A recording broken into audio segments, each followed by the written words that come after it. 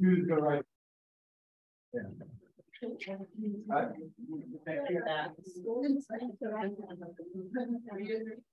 People online. That's what happens when you're not here.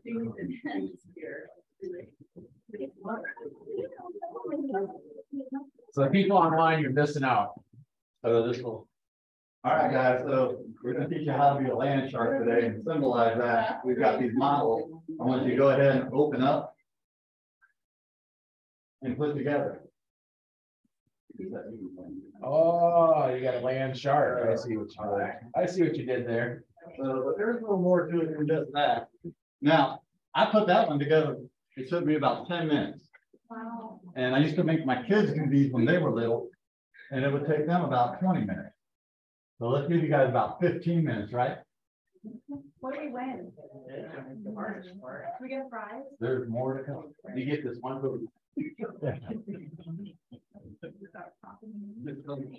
While you're putting it together, you have one person to collect this information from your team.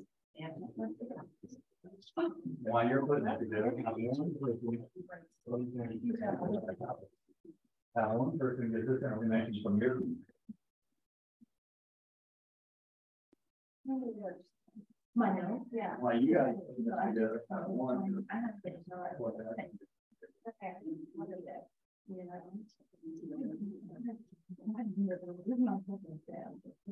You'll notice that it's not the greatest direction to go. That's how it is whenever you're selling land and buying land. If you could join them for this project, you can do that there. So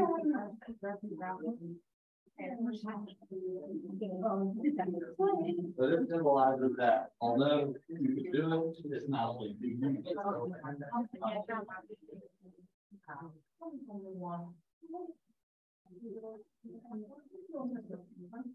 Three. Oh, I was supposed to have years in there. Oh, 3 months. 9 months. Yeah.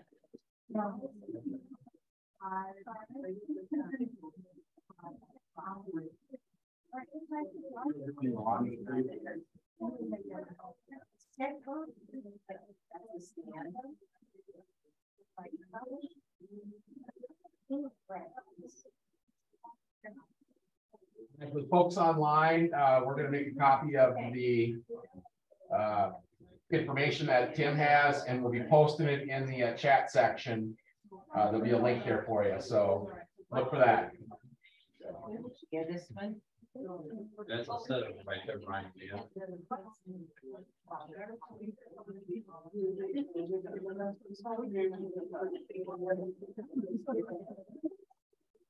Look how we right there. You do the other one where she's looking at it, going, all right, I can look at it and then I can build it. And there's also a video how to do it.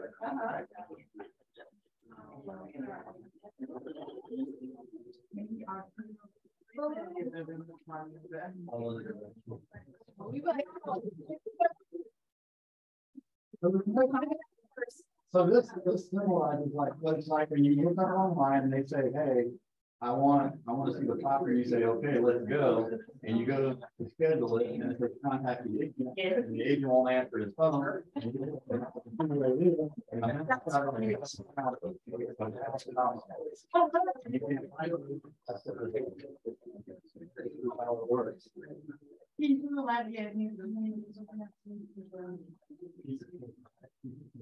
if you could, when you come up with your meeting, on the part right here, right there.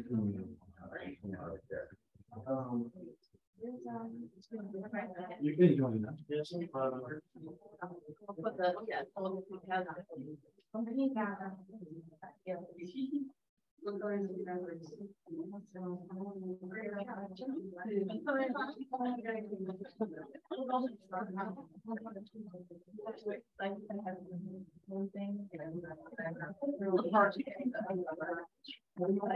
You're going these breaks. So this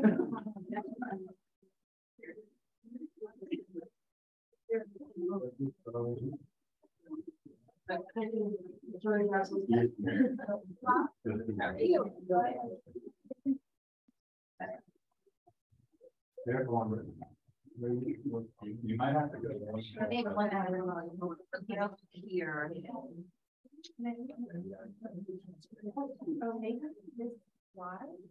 I know. Piece of cake, right?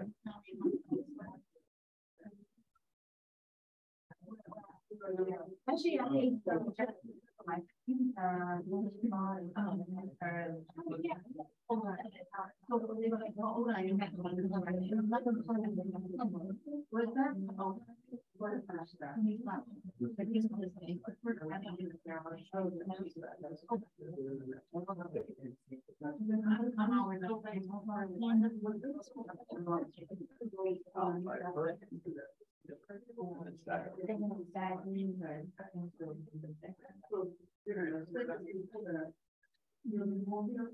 Whoa.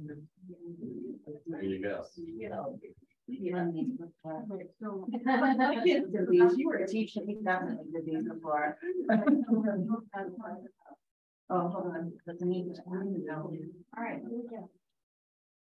The same, are you here? The land, 10 acres on the land, on the market.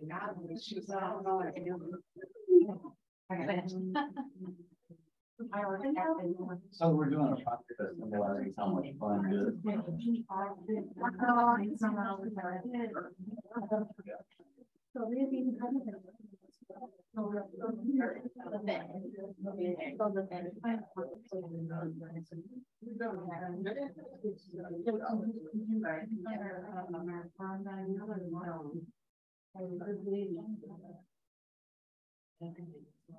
So are we using that? Yeah. No, we don't have to. I was just wondering. Oh, you might see our show that talk about, And I'm gonna be able to see them. I don't know. Yeah, I mean, that's in charge of first. 15 careful. All right. In about 5 minutes, guys.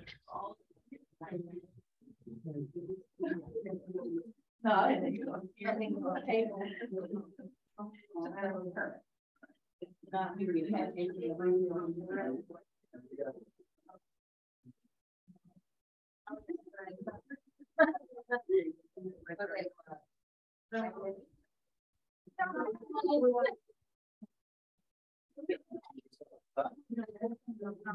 All right, let's get that pulled out, please.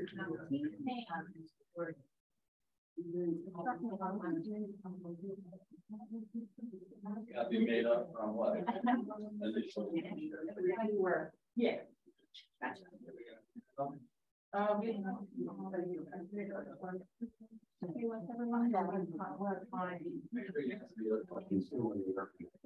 And I learned different information. You need to be my fear.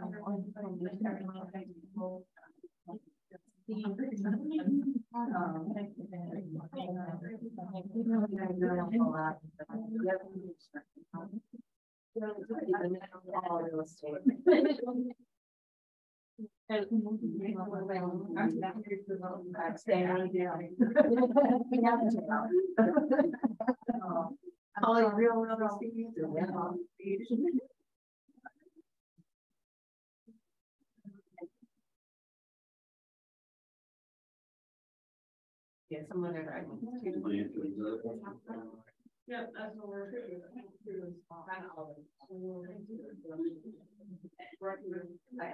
3 minutes, guys, 3 minutes. Jason. Yeah.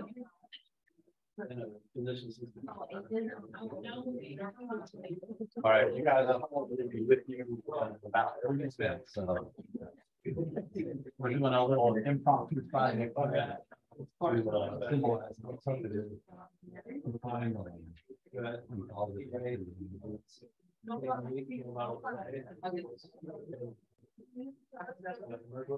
You get one.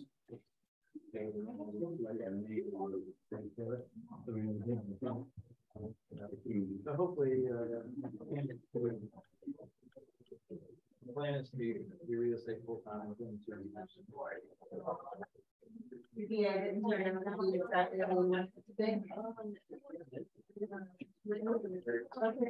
Oh, yeah, exactly. Changes all the time. And I don't particularly like where it's gone and where it's not. Yeah.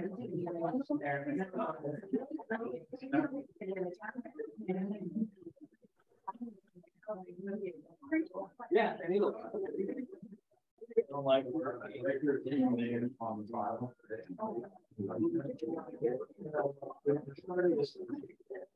More respect.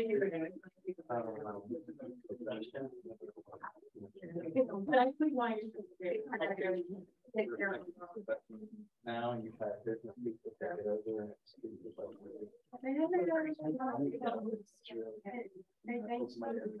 Yeah, we got all School in college, I worked.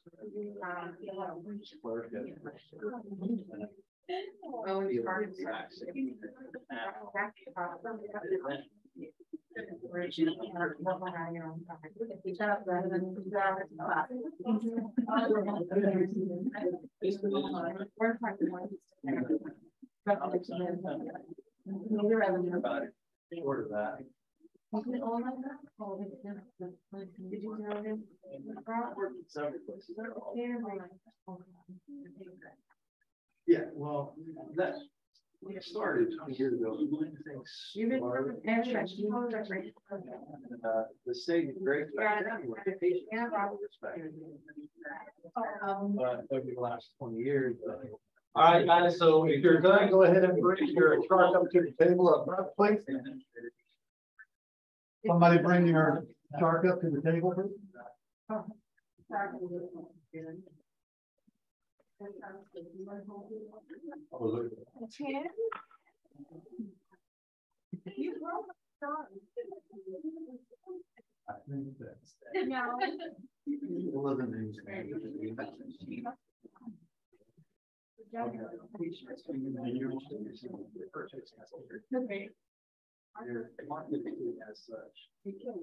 All right, guys. One more chart to go. We're still looking for one more chart. And we just started. And you can go back to your areas, or you can stay in your group if you want. Just put the tape. We'll be following. Everybody have the notes for the class? Anybody need notes? Need notes?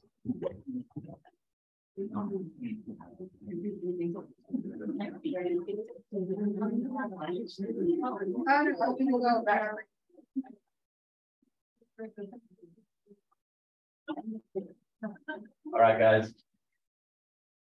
If you know when you're starting, still playing? Okay.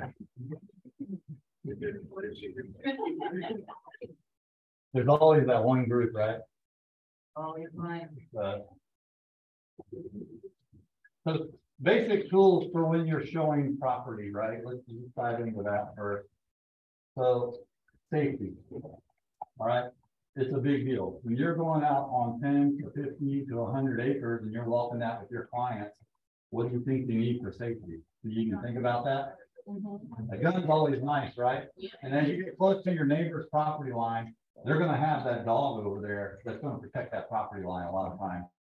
So if you hear it barking and it's coming towards you, if you feel like it, I would tell your client, let's ease away from that, right? Let's go the other way. We already called this edge of the property. If you want to keep going, I suggest you always carry a thing of mace, because although if it comes over and attacks you, you can shoot it, sure. If you're that good of a shot in a panic situation, because we know you practice all the time, right? But you're also killing somebody's dog that they probably had for quite a few years. They didn't love it. So if you shoot with some mace, it'll go away. All right, so that's the main thing I just wanted to say about safety on that. Also, when you get out of the vehicle and you step into the woods, most of the lots you're going to go walk are going to be covered in trees, right? And briars and all that stuff. So that's why always have a good pair of boots. And then once you get inside the tree line, if you don't bring a stick with you, pick up a stick. And as you're walking in front of you, knock all the spider webs down. But they don't get all over you, because they will. And that's an everyday thing. So let's do that as well. So land basics. Let's start with our notes. Location. Where is it? It's not always correct on the MLS, right? How many times You look on the map says it's in downtown, and you're 10 miles outside of town trying to find it because you didn't do any research. You guys pull out your phone and pull up your home spotter map, your home spotter app. Right? And then just turn it on. And zoom in on where the blue dot is. That's your location. You can use this out on the property as well. 95% of the time, you'll have a good enough signal, unless you're way out in the country. But just zoom in, and as you zoom in on it and get closer and closer, you'll see the property lines pop up when you're close enough.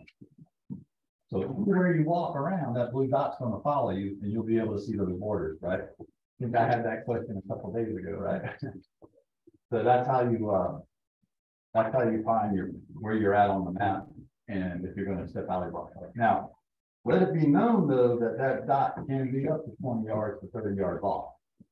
So if you've got survey tape, if they've surveyed it, that's a great help, right? But if they haven't, always tell your client this could be 20 or 30 yards off. So they'll have to get a survey. Here you go. You find it. So always verify your directions, call the other agent, right? You want to call that agent and make sure that they know you're coming out on that property. All right. If something happens and we want somebody to know where you were. And like I said, if you're not killing the neighbor's dog, at least you got a friend on the other line that's going to help you get out of that situation. All right. Check it, county GIS map. So if you look on the last page, I don't know how well it's printed, but it's supposed to be a topographical map, right? So when you're looking online, before you even go out to the property, you want to look at a topographical map. You can get it on the GIS. It's just part of the layers of it on the GIS, the county GIS site. I think Wake might have a different name for it. IMAP. Yeah. So, but either one, it'll give you these layers. So you want to pull that layer up, and where you see the lines really crowded together, right? That means it's really steep, because each one of those lines is 10-foot increment usually.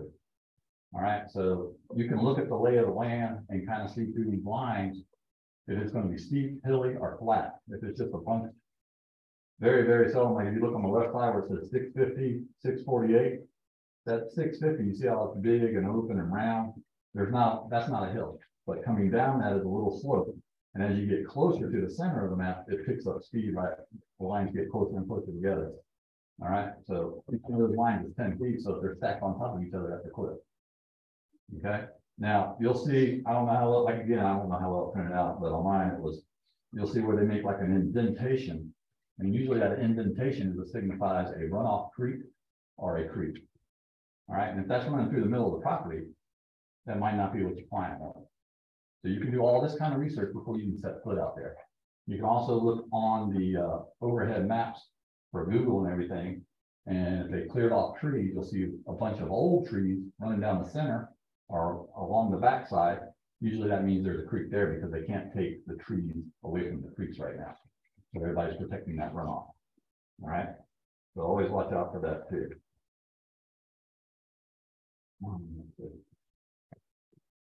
You said each one of those lines is 10 feet?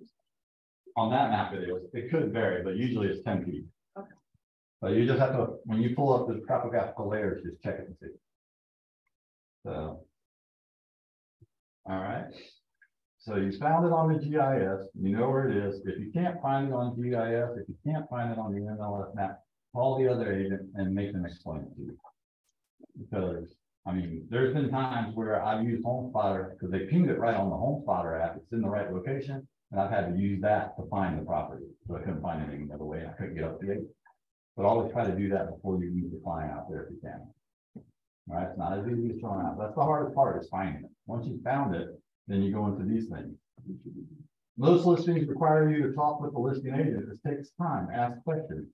The reason it takes time is because listing agents that sell land usually only work 9 to 5. Okay, when they list it, they're not going to call you back on the weekend. So if you want to show land over the weekend, it's best to get to them before 3 o'clock on Friday, and you might get a call back. Okay, so don't be surprised if they don't. Ask questions. Has it had a perk test? Has it been surveyed? Do they know where they want the well?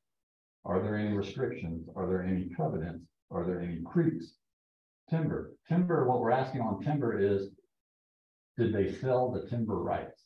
Okay, because they might not have, but there might be in the deed where the timber rights have been sold and they're going to collect it in 10 or 15 years. And if you don't ask that question, you don't know it, then your client could sue you later. So always ask. Is there a driveway in place? Has it been cleared? Are there any utilities on the property? Meaning, are they at the street? That doesn't mean physically, if it's all land, there's not going to be any utilities. If there was a mobile home there at one time or a house one time that burned down, there might be utilities there. So you want to know those kind of things. Is it in a flood zone? Who is on the deed, right? We ask that. That's the same as on a house, right? You want to know who's on the deed before you go. And in the flood zone, look up, what is it? FEMA, right? FEMA flood maps on Google. Just Google FEMA flood maps. Type in your address. It'll take you right to it, and it'll let you know. If your client doesn't want to have any flood zones on their property, then you're wasting your time finding out the rest of the information. That's, usually in the first few steps. Sellers, you're going to ask the same questions of the people that own the property. So you're going to need to know all that because you got to answer to the buyer sometime. All right. Only expect the MLS and the MOG surveys. Only expect the MLS and the MOG in the document section. That's about all you'll see 90% of the time.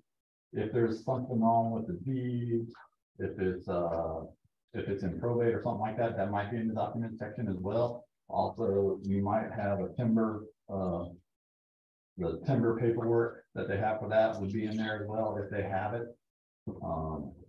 You might see a list of utilities in there just like you would for home. But 90% of the time, the only thing you're going to find is the MOG. Okay. Let's see. Surveys are great if they have them. Right now, they're not doing a lot of surveys as owners. They're putting it on the buyer. If things get tight and they want to sell the property, or if they want to sell it fast, they'll need to survey it. If it's been perked, a lot of times there'll be a survey on it. Because you have to, in order to perk a property, you have to do the survey. All right. They'll do a soil sample. So we'll get into that. The surveys and septic systems go hand in hand. So when you start out with your buyer wants to buy the land. You've looked at it, they love it, they put the offer in and it goes under contract. What's next? Right. So the next step is you got to get with the county and find out, hey, has it ever had a perk test? Okay. If it has, great. Has it expired? A lot of times, like in Granville County, even though it's had a perk test, when your client buys that property, they have to file with zoning for the house that they want, and then they'll have to pay a new permit for a new perk test. They won't come out and redo the perk test, but they'll have to pay for that permit. Okay. And we got those costs down there. So the perk test depends on who's doing it. If the county's doing it, it's $500 because that's how much the permit costs. If the county's too busy and can't do it, they'll tell you to hire a soil sampler. Okay. And sometimes they'll just say hire a soil sampler. If they tell you to hire a soil sampler, make sure you ask them who they use. Okay. Because otherwise you're in the phone book, you might be calling somebody and they might not accept that guy. So ask them who they use. Granville County, Franklin County, they do their own soil sample. They don't actually do a perk test anymore. A perk test is you go out into the woods, you dig 3 holes, 2 feet deep, 1 foot wide, 75 foot apart in the shape of a triangle and flag it. And then you mark it with survey tape so that they can find those holes. Then the perk test guy, usually county health department, will come out and pour water in that hole. And as the water dissipates over a certain amount of time, he'll say, yes, it perks for this type of system. They don't do that anymore. They come out and just screw a screw in the ground, pull it out, take a core sample and say, okay, you can't put one here, you can put it here, you can put it there. So it saves you a lot of time. I mean, you don't do any of that anyway, right? Everybody likes big eyes now. So when your client says, can you schedule that perk test? Always tell them no. Okay? Because there's too many things that can go wrong while you're doing that perk test. Like I said, if you go out there and set up and dig all the holes like the county website tells you, then you call the health department and say, oh, you don't have to do all that. We'll come out and take the core sample and we're good. You want them to get in contact with the health department. You want them to get in contact with zoning. Because they're the ones that are gonna have to submit all that paperwork, not you. It's not part of our job. You're taking on additional liability than you. They might tell you one thing, he buys the property, and then they tell him another thing that's totally different, and they don't want to do it anymore. So don't put yourself in that position yet. I have a question. When it comes to those additional checks, is that something that maybe the attorney, the closing attorney, make sure has been done before they close? Or do we just we just say, okay, no, we're not gonna do that. Do we let them know this is what? What I tell them to do is I run down this list of things that they need to have done. And then they can decide when they want to do it. If they want to do it during the due diligence time frame, then you need to schedule that due diligence time frame appropriately. So typically it takes a month to get the county out there. All right, but in order to get the county out there, you got to go to zoning first. All right. So when you go to zoning, they're going to say, bring us a location on a piece of paper of the house. And we want to know how far away it is from the border on that map, showing where you want that house. And then they'll go out and do their perk test. And then they'll decide where the septic system goes. Once they decide where the septic system goes, if it's uphill from the house, then that tells them you got to have a pump put on your septic system, which adds $10,000 to the price of that septic system. If it's downhill from the house, it's a conventional system. All right. So you got to be prepared to be able to tell them, all right, so when you give them a survey or the GIS map and tell them, all right, where do you want your house? And they got to do it, then you got to go out there, or they got to go out there. I give it all to them to do, because they need to know that process. If they're not capable of doing that process, then they need to hire a contractor to do it, not a real estate agent. That's not what we do. All right, but you need to know the process. So the process is, if this is my survey, and I want my house right here, then I need to know how far it is from here to there, how many feet here, how many feet here, and how many feet there. Doesn't have to be exact. It could be a guesstimate. So if you take a big step, right, that's 3 feet. So walk it off. Have them walk it off from the border of the property. You can use that app and say, it's about 400 feet by 300 feet by 80 feet by 80 feet. You turn that into the county, they'll say, okay, zoning will approve that. They'll kick it over to the health department. The health department will schedule it for a septic perk test. All right. Now, in the process, once they know where say they decide that this is going to be the septic field right here, then they got to have a repair field. So if this ever goes bad, they're going to, like, if this septic field ever goes bad, they're going to want to put a new septic field in somewhere else, a leach field. So they'll say, well, this is the leach field repair. Okay, so you look at your tropical map and you find out, well, this is all uphill. All right, when they issue the permit for this and they know it's uphill because they bought that property, they're gonna, when they issue that permit, they're gonna say, okay, you can put a septic tank system like this in here. And it's all uphill. So the tank will be right about here. And then there'll be a pump here, and it'll pump it uphill, and then it'll put it into the leach field. That system starts at 15 grand. Take that pump off, it's 7 grand, roughly. Okay, and that includes clearing and everything. So you kind of got to have a ballpark number in your mind so that you can tell them when you're doing all this initial processing of, you know, how much is it going to cost? You know, a septic system costs $7,000 to $10,000 just for a conventional one. A conventional septic system is one where it goes into the tank, from the house to the tank, separates the solids out, they settle down, bacteria eats the solids up, and as the water washes across, it carries all the ate up bacteria out into the septic field, the leach field, and it just drains into that field, settles down into the ground and filters on in. That's basically how it works. If it doesn't work that way because it's uphill, they just, once it comes out of the tank, everything's the same. It just has a pump put on to pump it up that hill. And they got this really cool one for ground that's really not good at all. They'll put a pump on it. They'll pump it uphill. But when it gets to here, instead of being in the ground, because the ground doesn't soak up enough, it'll put it on top of the ground, like a lawn sprinkler, right? And you see them, they'll look like a bunch of little T's made out of white PVC. And they'll have little holes drilled in the bottom of it. And it's called a weep system, right? All that'll be connected. So, and then the county comes out 2 times a year to inspect to make sure this whole thing clogged and it's still doing what it's supposed to, no water standing on top. If that fails, they gotta redo everything. The most expensive system out there starts at 20 grand. Plus you gotta have 2 inspections a year on. So if you see in a soil sample that they allow a leaching system, above ground leaching system, you really need to tell your client to seriously consider passing on that property. Now, there are fixes for that, but it involves taking dirt out and putting new dirt in. And that's got a cost as well. So, you know, that adds another 20 grand. So it is fixable if they found and determined to live on that property, but it is worth it because it eliminates all those extra inspections and any extra costs that they would have later. The well will be issued at the same time with the septic permit. So when it comes out of zoning and they come out and find your septic field, then they'll say, okay, from the septic tank, the well has to be 100 feet minimum in most counties, okay? 100 feet minimum. So usually they will put it on the other side of the house. So that's why a lot of times when you pull up on a yard, you'll see a well in the front of the house and the septic system behind the house. They're meeting that 100-foot requirement. Okay.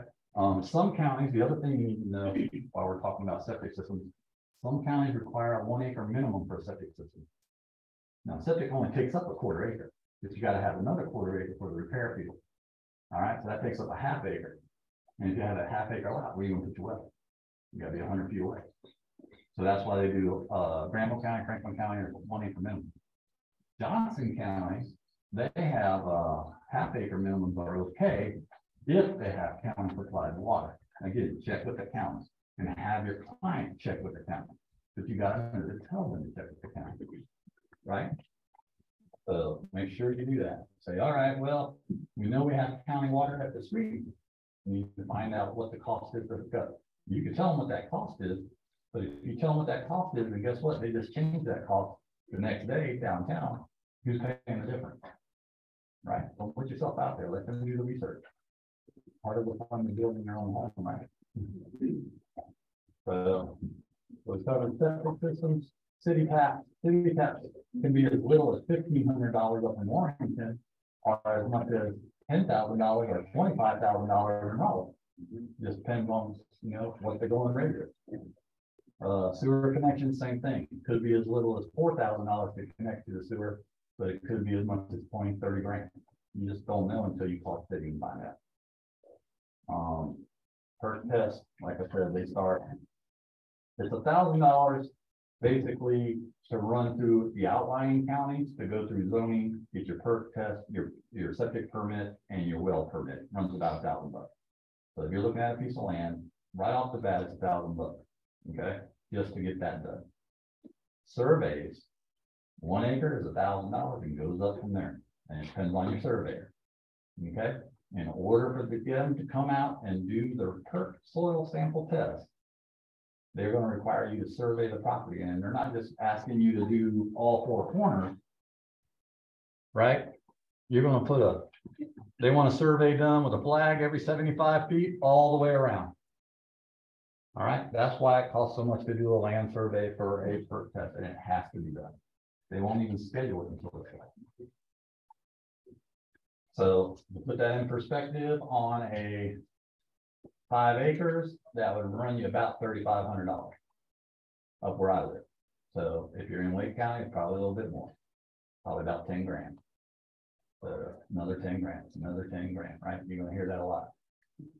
So, but lot clearing, if you're going to clear the lot for a home, generally, again, if you're out of town, where they can pile it up and leave it in the corner of a 5 acre lot, which happens all the time. People use it for the backstop for shooting range and stuff like that. $5,000 to clear off 2 acres. So, and they usually won't, for 1 acre, it usually starts at $8,000. If they got to haul that debris off, add another $4,000 or more. So then we're back up to that $10,000, right? So another $10,000 clear 1 acre lot and haul it off. And those are just, that was over the summer. It might be different now. So you'll always have to check up on that. Let's see. Any questions so far? Usually one of the sheets that you get out. Will this be recorded? It is recorded, but do you need notes too? Because this is all in the notes. If you just need more detail, you can always reach out to me. You need notes too?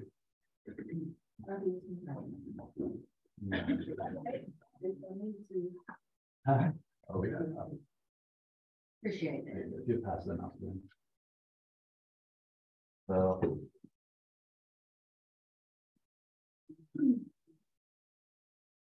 Everybody understand that the hardest thing to understand about land is the septic systems and getting the county out there and what your involvement is with getting that county out there. Other than finding the lot in the first place. Once you've got finding the lot down and asking those questions to that agent, and they're gonna say, I'm selling land right now. I don't have no test. I don't have no survey. And people call me every time. They're like, well, did you get a survey done? Nope, we're not paying for a survey. Did you get a perk test done? Never been perked. County has no record of it ever perked. And they're like, okay, well, what do we do? You want to buy the land? You know? But that one agent that knows all this stuff, they've already primed their client. Hey, this is the cost of building a house. This is why I like selling land. All right. So I have a client come to me and says, I want to buy land. I want to build a garage, a 4-car garage that I can work on cars on. I said, all right, well, here's the cost on that. You know, you're gonna buy the land. The land you want is 40 grand. Okay. You're gonna need a septic system. That's another 10 grand. You're gonna need a driveway. That's another 10 grand. You're gonna need a well. That's another 10 grand. You know, you're gonna need a building. All right. How much do you think of before they build it? Well, I can get one off Craigslist. You know, they'll come out and build it for me, and it'll cost me about 25 grand. Yeah. How much is the concrete? Well, I don't know. Well, the concrete's another 25 grand. All right, we're up to 50 grand. Is that building that's for 25 grand, is that approved by the county for what you want to use it for? It's not. That'll be another 100 grand. So now we're up to 200 grand. You know, and the prices keep adding and adding. Well, you want to use it for garage. Well, you also have to have a water catchment system for when you wash out the garage and all that antifreeze and oil and all that stuff comes out there. It don't go into the soil. It has to go into a special oil trap. That's another 50, 60 grand. Or, so this guy wants to spend 50 grand, originally just buy the property, or we can go down the street on the other side of the county or somewhere else and find a garage that's already built at 250 grand. And keep you from going through that headache and expense, which is what we did. So it's easy, as long as you know how to explain the cost on what they're trying to do. Just a lot of times they'll find out it's a lot easier, or they might not be able to build themselves. They might not be in a position. They might not have the money. You know, they might have money for a down payment on a house. They don't have money for a perk test. They don't have money for all these other things that need to be done. So once you walk them through that, and they'll relax a little bit, and they're like, okay, that's fine. So the other things you want to watch out for is if it's 1 to 10 acres, that's one type of loan. If it's 10 to a gazillion acres, it could be another type of loan. It could be a farm loan. It could be, oh, what are some of, you got farm, you got ranch, commercial, it might turn into commercial. Where do you get that financing at? You don't get it, Justin, Ryan's not going to loan you money for land. So you got to have lenders lined up for that too as well. So I go with Ag Carolina Farm Credit. They're like the #1 for anything over 10 acres. Now, if they want to buy 100 acres and build a house on it, and they want to do a construction loan, what the bank's going to do is tell them that they can separate out, depending on who their lender is, from 25 to 10 acres out. They got to separate it out, survey it out, and that's what they build their house on, and that's what the mortgage on, but they'll also include a secondary mortgage for the land.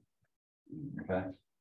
So, and you got to be able to tell your clients that, because they think, well, if I buy this land for $180,000, then I can go and get me a loan to build the house. And it doesn't work that way. They're going to make you separate that out, and then you've got a survey cost, and you start that whole process over again. Okay. So you need to know that. Also, farmland.com, FBN Finance is another one. Local one, Carolina Farm Credit. They're pretty good too. So I think they're out. They might be out there, but they're local in North Carolina. But Ag Carolina Credit or Carolina Farm Credit? It's Ag Carolina Farm Credit. But if you just type in Ag Carolina land loan, it'll pop up. So you got a question? I was gonna ask you if you over Yeah, FBN Finance, farmland.com, Ag Carolina Farm Credit, and then Carolina Farm Credit. Those are things you think of after you print out these things. It's like, oh, yeah, should have given some of those. No, everything that is. Well, and driveways, remember driveways, you gotta, when you're building a house, you gotta have a driveway. It's gotta be at least gravel. And gravel for your driveway comes in, I think it starts in 10-ton loads. And right now it's about $300 for a 10-ton load. Or they like to deliver it in a 20-ton load. You think you catch a break, but it's $600. So they don't cut a break, and that's not even including spreading. They just brings it out there and they dump it. You might get them to tailgate spread it. When they say tailgate spread, that's when they take a couple chains and they allow the tailgate just to open up about 6 inches, 4 to 6 inches, and then they just drive as they go. And that's all they'll do. They don't rake it out. They don't smooth it out. It is what it is. So anytime you tell your buyers, anytime they're buying gravel, if they're not buying it direct from like Sam Rock Quarry, where they're going to bring it out on their contractor truck, if you're paying somebody to bring it out, ask them, hey, if I buy 2 loads or 3 loads, will you spread it for me as well with a Bobcat or some type of tractor? 9 times out of 10 they will, but you're also paying for that premium. It's not $600 load, it's $700 load. So they've got it figured in, but it is a nice option. What else? Any other questions?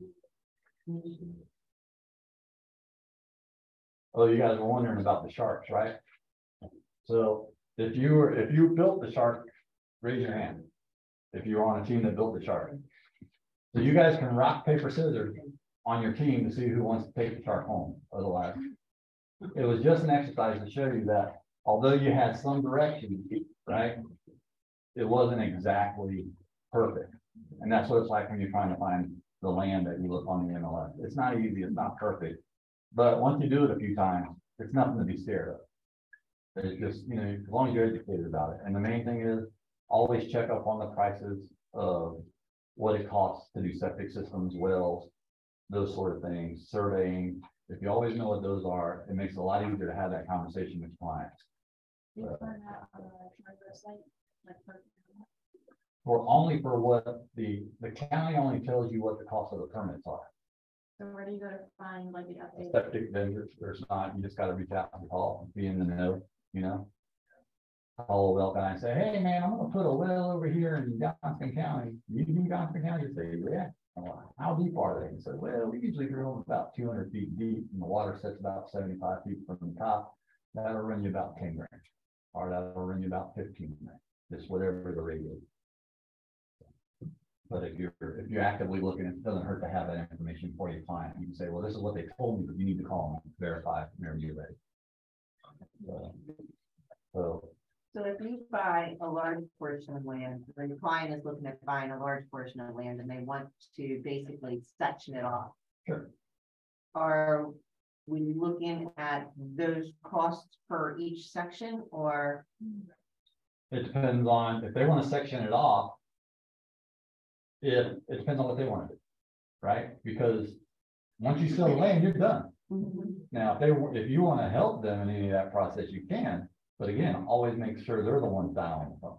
Right. So yeah, But so you would do that. So explain the information to them. I'm not planning on picking up the phone, but so that I can explain the information to them as to the steps that they have to take in that situation. Yeah. So like if they want to build one house and then later build another house, or if they want to build multiple houses at the same time. Or if they want to go ahead and section it off and sell up 3 and build on 1. Yeah, they can do all that, and they'll still have to go. Each piece of property has to go through that same process. Same process. That's Zoning, septic, Subdivision. and well. They have to divide, the municipality has to approve the subdivision. okay. If it's 3 or less, it's a minor subdivision. If it's 4 or more, it's going to be a major. Okay. So, and that needs to be approved prior to. Yep. Because that's going to impact your utilities, that's going to impact your costs, et cetera. And And it may get denied by the county. It may impact the sale of the land. So Correct. if you're thinking about subdivision, we're not even talking about subdivision. right. So the subdivision is a whole nother thing, and that's outside of my scope. Yeah, well, and you cannot necessarily subdivide because with the perk test, et cetera, as he's saying, you've got to qualify for all of these. So a developer, if you're looking at developing land or working with a developer, definitely get in contact with the municipality planning department and become very, very good friends with the permit and, department as well. Yeah, and when it comes to dividing land, another thing, that's a good reminder, thank you. Like in Granville County, Franklin County, Vance County, they require 145 feet of road frontage in order for you to divide that up per lot. So what happens when you've got 8 acres that are, 50 yards wide, you can't meet that criteria. So then you've got to put a deeded, it doesn't have to be a road, but it has to be deeded access of one side of it. And then you can divide that up if the county approves it. And then you have to be very clear with the client, that's if the county approves it, because they may or may not approve it. And if it doesn't perk, they won't approve it. Or they'll divide the lots into bigger lots to where it does perk. So if you've got 8 acres and only one place to put a house, you're not dividing it. RV life, we didn't touch base on that, right? There is no such thing as RV life in North Carolina, is what I was told, unless you're in an RV park. Okay. Now, doesn't mean it doesn't happen. So it's up to the neighbor to call the RV police. But not so fast. Some counties might allow it for hunting purposes. You might be able to stay for a month or two. Basically, temporary is okay, permanent is not in the state of North Carolina. Okay. Now, it doesn't mean the county might not change some verbiage or rules to where they will allow it. But to my knowledge, nobody allows it full time unless it's in an RV park, even on private property. Does that include tiny houses? No. Tiny house is not an RV, but an RV that looks like a tiny house, it does exist. So you gotta watch it, So, but that was something I've gone round and round with our county on several times. There's a lot of people that just want, we're out in the middle of nowhere and they want to live in an RV and they can't. But they'll go buy the RV, set it up, and as long as their neighbors don't complain, they're good. County don't care. But as soon as they get that first complaint, they're gonna shut them down and kick them out. You need to be able to tell you. I've got a client now that wanted to live that RV life. I told him, I can sell it. I can help you buy the land. I said, but I need you to know right now, you cannot live in an RV full time. I'm obligated to tell you that. But now, whether you decide to try this route or not is up to you. Because they won't issue a permit for a septic system for an RV. They won't issue a permit for a well for an RV. They will not allow, Duke Energy will not turn power on. They won't even bring power to your land if you tell them you put an RV on. So what's a go around? Right? Is there a go around? Yeah, there's always is, right? I bought 8 acres. I want to put a horse on that property. So I need a barn. So I need power for my barn and I need water for my well for my horses.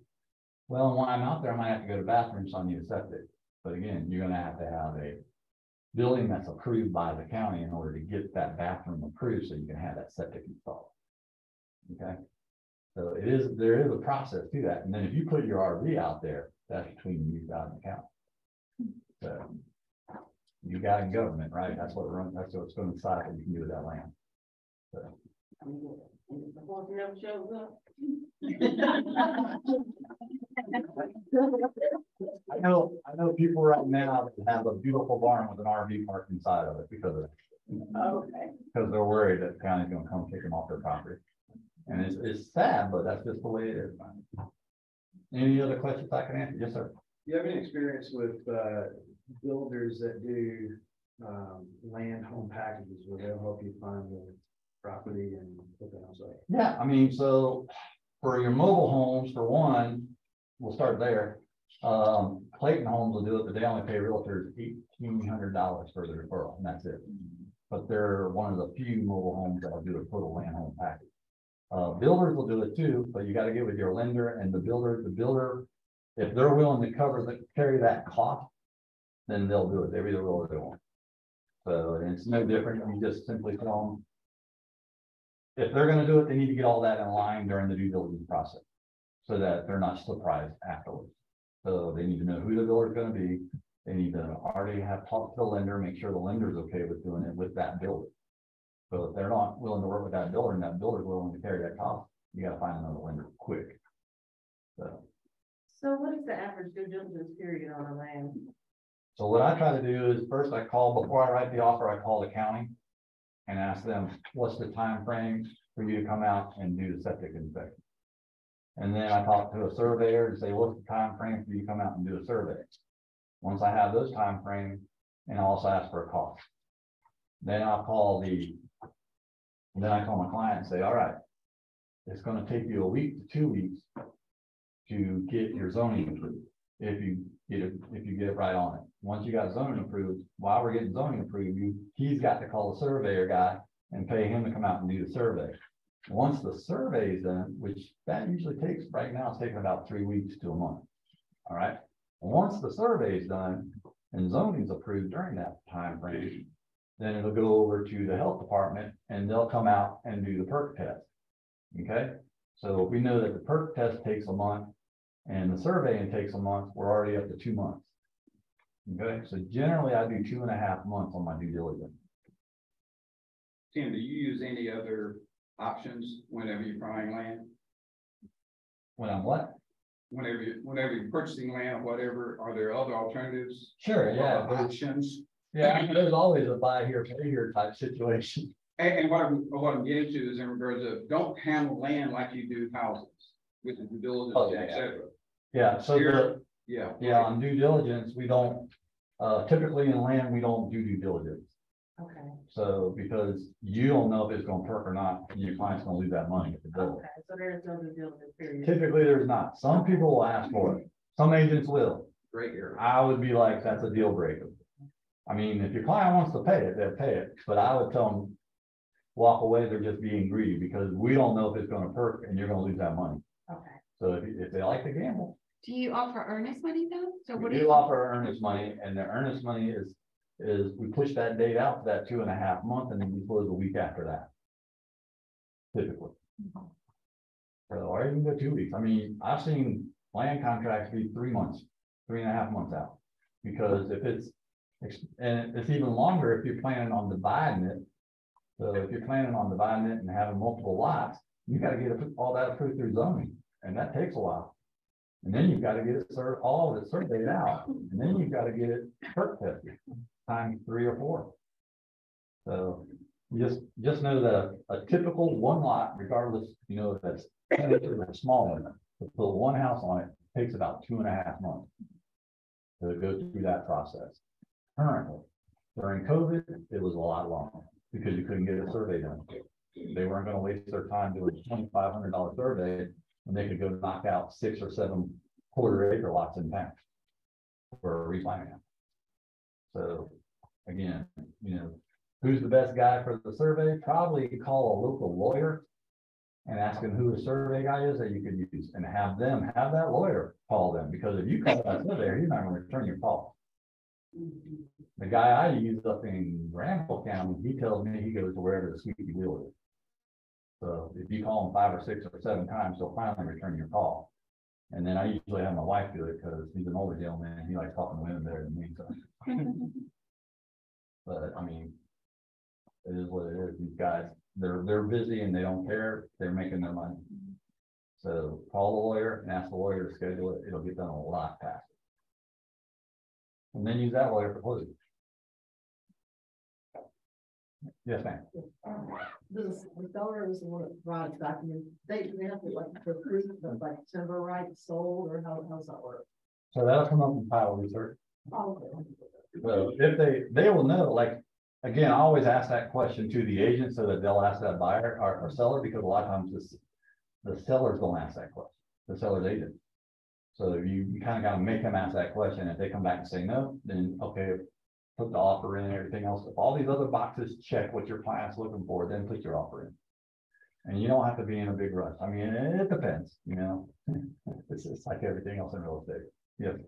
exactly, but, can you clarify that thing that you said when the land doesn't perk, why that is perk? It doesn't perk because the soil is compacted too tight and doesn't allow the water from the septic system to settle down and drain away. It just goes into the ground and sits there. and then it'll back up. So what's the option if there's no septic? Or only people perk? If it doesn't hurt, there is no option. Well, the only other option is to, Take extra money. yeah, money. So about 50 Money will grand, fix it. 25 to 50 grand to dig out a hole big enough to take all that dirt out and take that clay out. Cause Yeah. there's two type of clays in North Carolina. One's a good clay that will perk and one's a bad clay. One's gray and the other's red. And I can't never remember which one's which. I think red is, Compacted. Yeah. So, but you want, the best kind is a mixture of both, is what I was told, because the one doesn't allow the other to compact. So, but again, that's up to the health department or to a soil samplist to decide. And if they say that it doesn't hurt, then you walk away from the deal. If they really truly love the property and they want to spend the money, then you can evacuate that dirt out and bring in topsoil and it'll hurt. how much does it cost again? I don't know. But it's a quarter acre of dirt, so it could be up to about 25 to 50 grand. And then if you got to haul off the dirt that you take out, add another 20 grand. That depends on the location too, right? Absolutely. Depends on what time of the year. So, you know, fuel prices are up at one time of the year, and that's what generates that price. Is fuel prices is what changes it. Labor is always the same, but fuel price is what changes your oil delivery or your rock delivery, your dirt deliveries, even just moving equipment around, all that, you know, changes. I was just thinking if the neighbors, the community are, their houses they're built. So most likely, is it guarantee not really guarantee, but there's a possibility that if you put, right? There is, you can have one lot perk and the next one not. And as a matter of fact, if you go into these subdivisions that have, Johnson County's got a lot of subdivisions where they're on half acre lots and there's no repair field, but Johnson County's okay for that. You'll just put it right back in where it was, you'll just fix that. But if you see a lot that's been dedicated to green space or a lot that's dedicated to a playground, the only reason they didn't put a house on there is because it didn't work. What's your idea on if there's a utility line, for example, if there's a utility line at the back or inside or front, do you think it would also affect the percolation?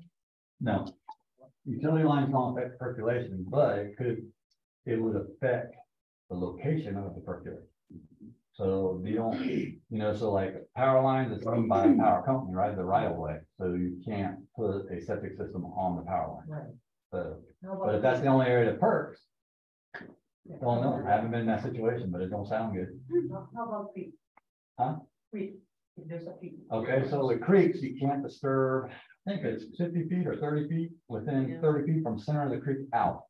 They can't disturb it, so that's why you'll see big trees along the creek, right? Because they're not allowed to cut those trees down, they can't disturb the soil. So they can't even cut the trees down, matter of fact, because they're scared it's gonna fall into the creek and mess up the soil. And I think you'll also need to check with the county to find out, say, if you own 8 acres, how much of that you can clear without having a permit. So typically it's a half acre to an acre, depending on the county. After that, you gotta have a permit. You have to have runoff permits and all that kind of stuff to worry about soil running into the creeks. Good question, I forgot about that. So, and what they do is, so like when you see North Carolina, you'll see them cut, right? And they'll leave this much of the tree there in the ground, right? Because they're not disturbing that soil, they can get away with cutting 100 acres that way. But all along that creek, they'll leave all those trees along the creek because they're not allowed to disturb those. So again, typically, if you're showing property, you're looking for something that has a nice gentle slope, right? That's a perfect property. It's got a creek at the back or a creek at the front. Creek at the back's preferred, or down one side is okay. But if it's running through the middle of the property, you pretty much wiped out half of that property. So it's as non-usable, because you also have flood zones, you know, and you also want to make sure that if there's got a creek at the back, how much are you losing into a flood zone? I've got, what is that? 7.9 acres for sale. It's been for sale since April because half of it's in a flood zone. So, and nobody wants to, the only place that it perks is in the first acre when you walk up to the property, and nobody wants to put that house in that first acre. And if they go 2 acres in, after that, it's all in the flood zone. You can't do it.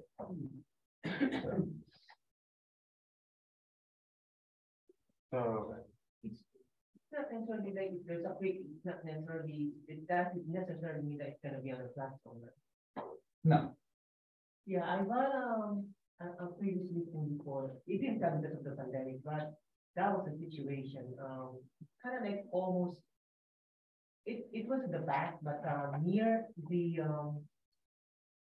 I mean, 1/4 of the land is kind of, the space was used for, there was a creek and then it could be line, that's why I asked. okay, So kind of like what you say, it's unusable. so then how, is it in city limits or is it in county? It's outside. Outside, do they have county water out there? Or county sewer? Then that, if they've got county water and sewer, you can do them. You just gotta find the location for the house. That's a good thing, and that's what people that bought houses in Durham County now, they're getting city sewer and water out to those county areas, and now they can build on those lots that haven't perked. So if it doesn't perk, doesn't necessarily mean it's a bad thing, depending on location. So, And another thing is the. well, the cost of tapping into the city sewer and water would probably be offset as the same as the costs are similar to the cost of a septic system and well. Right. So Another thing is if it's located, it's not a good thing too, right? depends on the location of the house. You don't want to put your house at the bottom of the hill and have all that runoff water coming into the house, but if you do, the engineers will have a way to set that up where it diverts that water away from the house. So it is doable, but again, it costs money. So, what was your question? I was just gonna clarify, the very first step is the zoning and figuring out where they're gonna build. Yeah, once they decide they want, once they decide that they want to make an offer on the land and get it in their contract, the first thing they need to do is call zoning. And go through that process. And zoning's gonna tell them, you need to submit a sketch, a survey. Usually they want you to do it on the survey itself, or you can use the GIS, they'll tell you the GIS too. And you just do what I did right there. So I do mine on, you can do it on, you can use Microsoft Word if you want, or any of those office tools. You can do it on Canva, you can do it on personnel.com, just upload that as a, upload the GIS as a picture, and you can do it on Canva. So that'll give you the tools that you need to do that. Or let them do it. I strongly suggest you let them do all that and let them go through the process. Even if they're bilingual, I extremely suggest you let them do that process. You can help them, but don't do it for them, because if you mess it up, it's on you. And it's big money. I mean, big money for us, right? So let them determine their plan, right? Let them determine the square foot. That might be the other thing you have to add to that, is the actual size of the house. So if they want 1,500 square foot or 20. Gonna say at that point, do you go ahead and if they don't want to do it themselves and you aren't comfortable with doing it for them, do you put them with a GC that possibly has that ability? I would have them have their builder do it. Yeah. And typically, if you're doing a build package, they'll take care of that. Yeah. So the builder will take it from there. But a lot of guys, what I'm seeing right now, the trend is they buy the land and they want to get the perk test done right away. This is the process for that. Go to zoning, they'll tell you, all right, submit this sketch. You submit the sketch, zoning signs off on the sketch, they kick it over, they issue permits, goes over to the health department. The health department decides the location of the perk, they decide the location of the well. Once you've got all that, then you're ready to go build. Then you go to your builder takes those permits and turns that into a building permit and starts this process. But everything is based off of the location of the house, so they need to Off the figure out. location of the septic. Because the house location may have moved, if that's the only place to perk. Gotcha. So that's why that's important.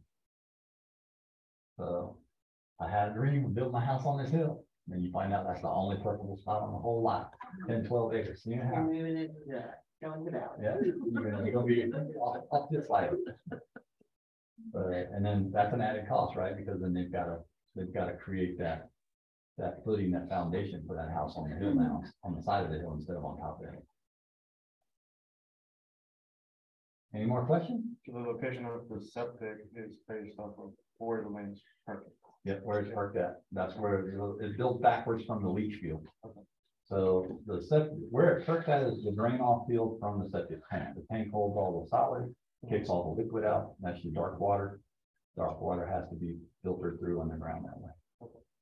They'll also, when it has a pump, you'll see like a little red light on top of a box. That light goes off. That means there's something wrong with the pump. It doesn't mean the tank's full. That's a big misconception. It means the pump's not running. There's something wrong. Call somebody out to fix the pump. Okay. But, and that's an extra cost. So it's always best if you can have a septic system without the pump. You don't want any moving parts in your septic system. The best one is a gravitational conventional septic system. It's also the most affordable. And the worst one is what? The wheat system that goes on top of it now. It's horrible. It's just a nightmare. Okay. I hope that answers any basic questions. Yeah, pretty good. Bye, guys. Thank you. Those guys in the cloud. If you want the shark, come up and get it. Thanks, Mike. Oh, we didn't go over that either, did we? Where'd that go? Were any of the contacts that you? No. 38 years of real estate. Yeah. How about you? 500 years of life. They helped me with what is Oh, okay.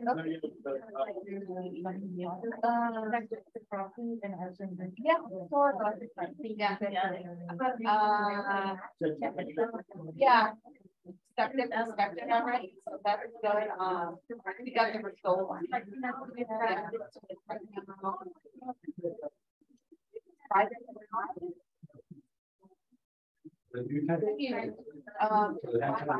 Decided if they wanted to tax my water.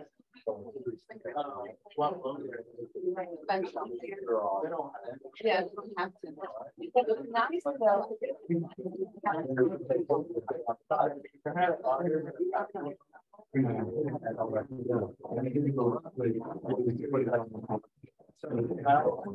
don't want to do that.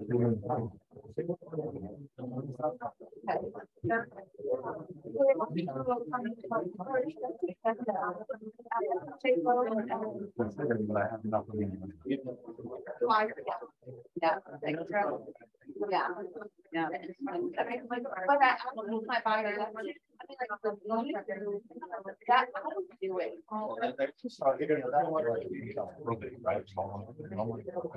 Yeah.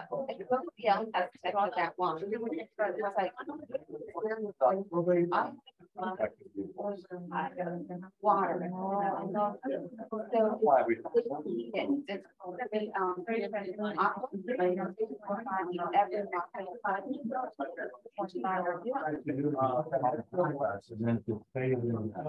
water. Once it comes out of program, then we can release it.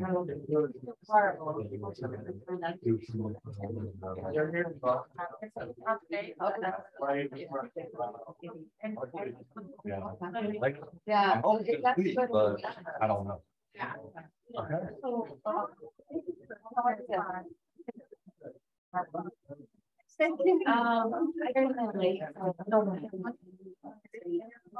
Leonardo was here. Yeah.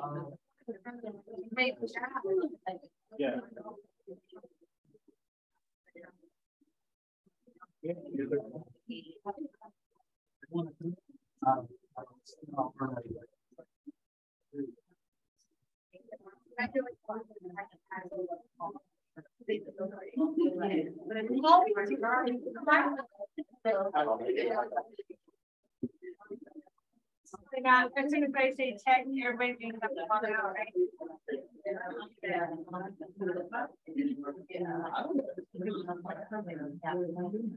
Yeah. I need to learn how to do that. Submit or- Yeah. I know we've gone over it loosely, but I haven't submitted it to many yet.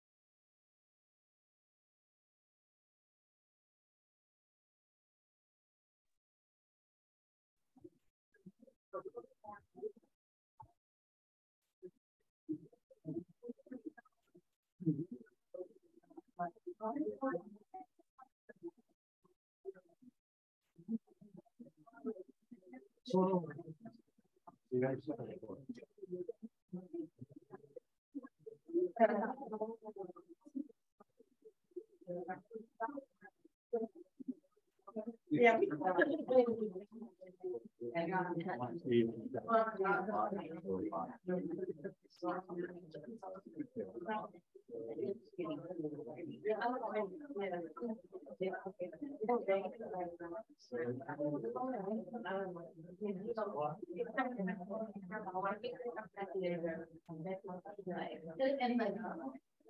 See if you have this. Top of that. The PRS website. No,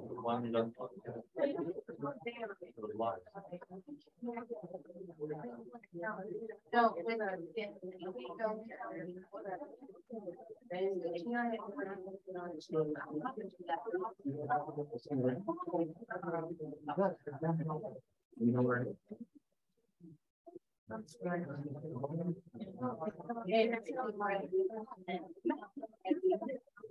Probably don't be trucks, it's not always things, right? So what we do is this one.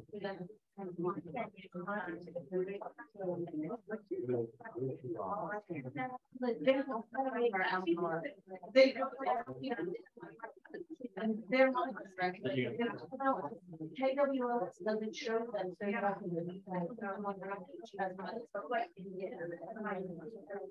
And I would have put it on. Somebody.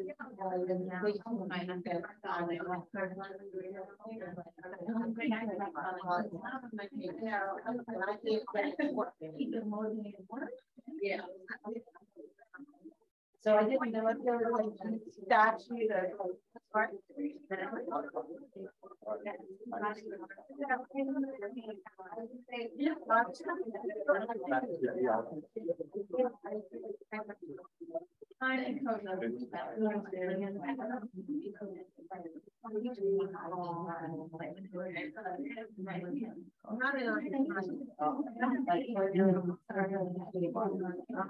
Now we got it, right? Now. Get him out of there.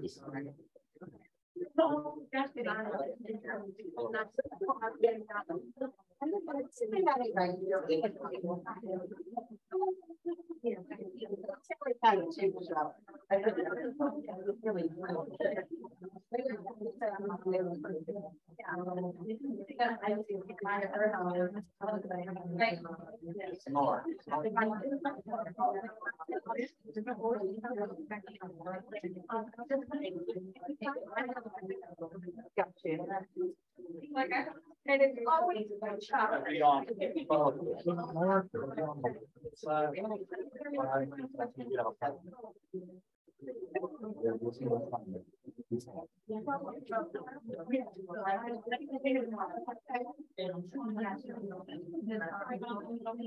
Yeah, go to Paul.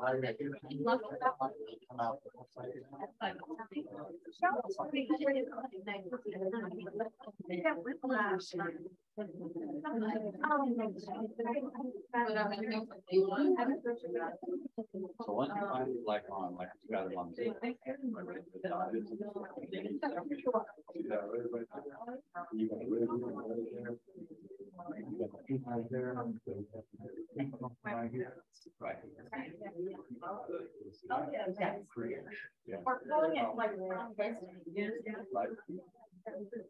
So by creating.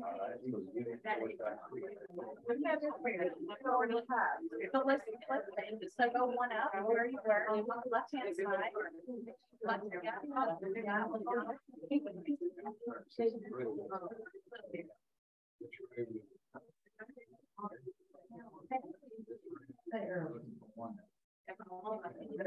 Where's the bear?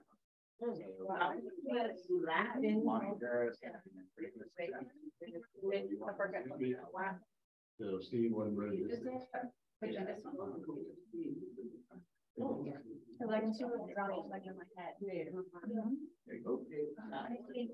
This GIS system. Line here's what here's the road. Oh, it's right here. Three sisters. Line, Yeah, right? this one. There you go. Okay, now what you need to do is. All right, now you're go up here. That's your layer. And you can. And it won't allow us to bring up the ones that later on just listings, like I should be able to bring up some of my previous listings because it'll be pretty pictures on certain parts of my website. And it won't let me bring them up. Yeah. It won't even recognize that I sold them. Yes. I was in the shop. Or down my own. Right. And then once you make them go away, you make that one go away, I'll allow you to bring it back up. All right, because that happened to me.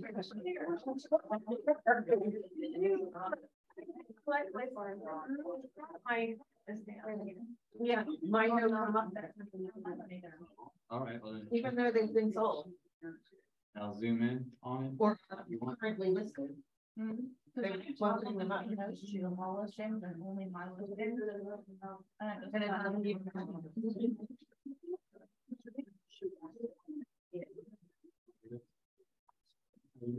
Circle. On their map. that last year. But there's our place. Where that is on the map. Godly guru out there to me and.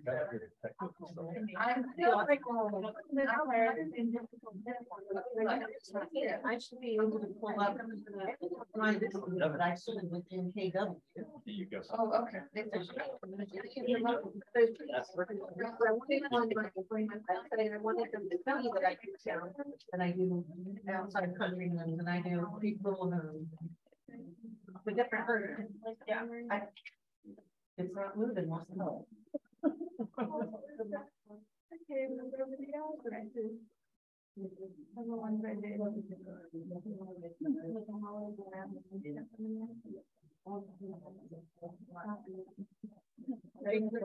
Never, ever, ever stayed. Never, ever appreciate those words. Because these are there.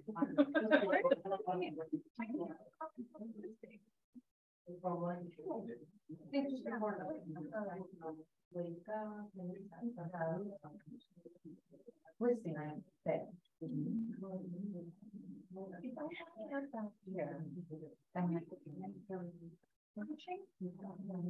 Were you in person? I did. I was a long time. I do exactly. So if I have to watch it. Oh, and I was in coaching here.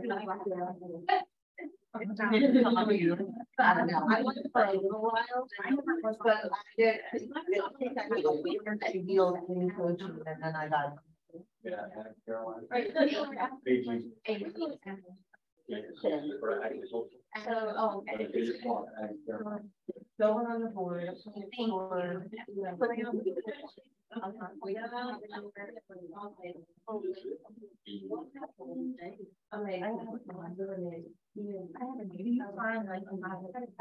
I'm gonna make that.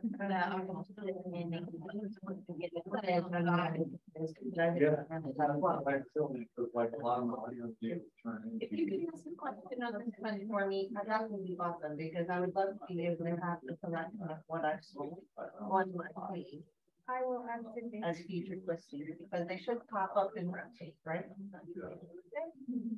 That was my understanding. That was the reason I was trying. If it doesn't do that, there's no. Let me know that too.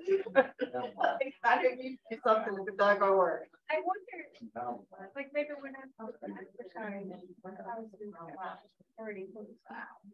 That's a good, like, that's amazing. But it'll stay on the bottom. I know what's the culture, let's do five and what time.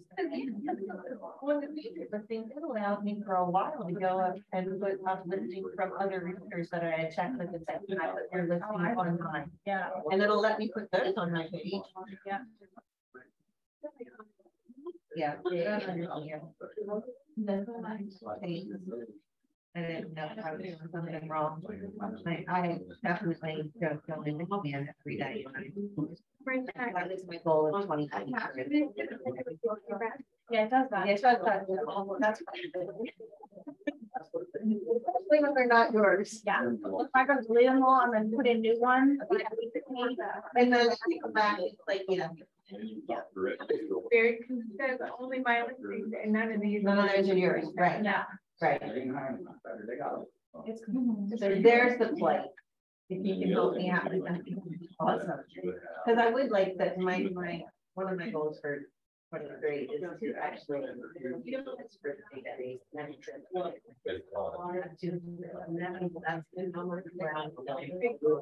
I am. Yeah.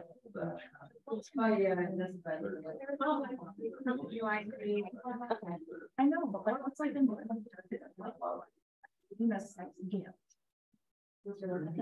Maybe do like. Act on post like no that's first like something. I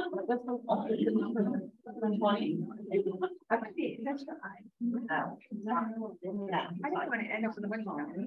No, exactly. No, that'll be good. Just give me something more. But.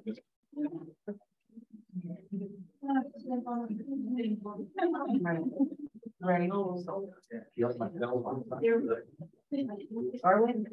It's in fact. Oh, good. That is one of my fears. Serious fear.